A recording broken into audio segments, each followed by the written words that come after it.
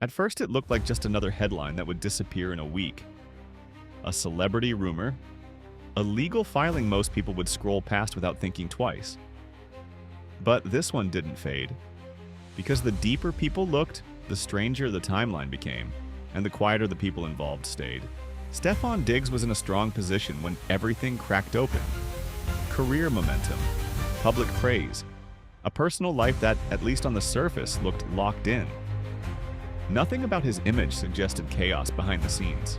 That's why what happened next caught so many people off guard. In late 2024, court documents quietly appeared in Los Angeles County, setting off a chain reaction that would follow him for more than a year. The lawsuit itself wasn't dramatic on the surface. No criminal claims, no explosive language. Just a paternity and support filing from a woman named Eileen Loper. But the details carried weight. She claimed Diggs was the biological father of her newborn daughter, born earlier that year. And she wasn't just asking for a DNA test. She wanted full legal and physical custody, financial support tied to his income, reimbursement for pregnancy expenses, and restrictions on his parental rights until paternity was confirmed. That single filing changed the narrative instantly. Not because paternity cases are rare, but because timing is never random. The lawsuit surfaced while Diggs's public life was already under quiet scrutiny, and once it became public, it spread fast. Sports media picked it up first. Gossip blogs followed. Then social media did what it always does, filling in gaps with speculation. What most people missed was how calculated the move actually was. In California, paternity cases follow a standard process, but requesting full custody before DNA confirmation shifts leverage early. It frames one parent as the default authority and forces the other into reaction mode. It's procedural, not emotional, and it works. Diggs didn't rush to defend himself publicly. No interviews, no statements, no cryptic posts. His response came where it mattered. In mid-2025, his legal team filed a formal answer. The message was clear. No acknowledgement without proof. No responsibility without confirmation. He requested court-ordered genetic testing and made it known that he wouldn't accept the claim unless science backed it up. But he didn't stop there. Diggs also laid out what he wanted if the test confirmed paternity. Joint legal and physical custody, equal decision-making, equal time. He pushed back on the idea that one person should control the entire narrative or the child's future. He also challenged assumptions about financial support, insisting it be calculated under proper legal standards, not inflated by public perception of his income. That filing reframed the case. This wasn't avoidance, it was positioning. And once that happened, the public obsession only grew. While the court process moved slowly, the internet moved fast. Every rumor turned into a theory. Every silence felt intentional. And then, just as attention peaked, a second storyline exploded. In late 2025, rumors began circulating that Diggs had entered a relationship with Cardi B. Soon after, reports surfaced claiming the two had welcomed a baby boy together. Nothing was officially confirmed. Nothing was publicly denied, but the timing was impossible to ignore. One unresolved paternity case still hanging in court. Another alleged child entering the picture. Two parallel fatherhood narratives colliding at once. The internet went into overdrive.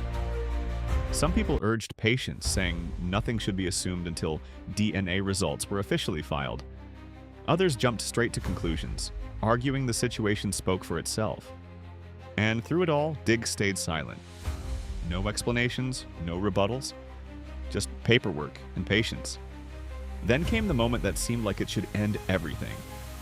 In November 2025, Loper's attorney released a public statement claiming DNA testing had officially confirmed Diggs as the biological father. News outlets ran with it instantly. Headlines called it conclusive. Commentators treated it like the final word. But there was one problem. The DNA report itself never appeared in the public court record. That detail mattered more than most people realized. In family law, once DNA confirmation is officially filed, everything accelerates. Custody discussions begin. Financial orders follow. judges move forward. But here, nothing changed. No filing, no ruling, no next step. Just a statement from one side and silence from the court. That gap raised more questions than answers. Without the report on record, journalists were forced to soften their language. Alleged, according to her legal team. Certainty faded even as public interest grew. And then, just as suddenly as it began, the entire case disappeared. In January 2026, Eileen Loper filed a motion to dismiss the lawsuit in full. Not partially, not conditionally, completely. Every claim withdrawn, every issue closed. The court approved it swiftly, shutting down all proceedings without explanation. No trial, no custody ruling, no public settlement, no statement detailing what happened behind the scenes. In family law, dismissals like this are rarely accidental. They usually signal private resolution. Agreements reached quietly, terms negotiated outside the spotlight. Especially in high-profile cases where every public document can trigger another media storm, silence is often the preferred outcome. Legally, once both sides agree on biological parentage, courts step aside unless there's a dispute. And that's exactly what this looked like. The system stepped back, leaving the details sealed and the public guessing. But for fans and observers, the ending felt unsettling. A case that dominated headlines for months ended with no answers. A DNA claim that was never filed. A lawsuit dropped without explanation. And a story that felt resolved while still leaving every major question hanging. And that's why this saga hasn't really faded. Because closure doesn't always come with clarity. Sometimes it comes with paperwork and silence. And in situations like this, silence isn't empty. It's intentional. A sign that whatever happened behind closed doors was worth keeping there. The court may be done, the filings may be closed, but stories like this don't really end. They just stop being public. And sometimes that quiet ending says more than any verdict ever could.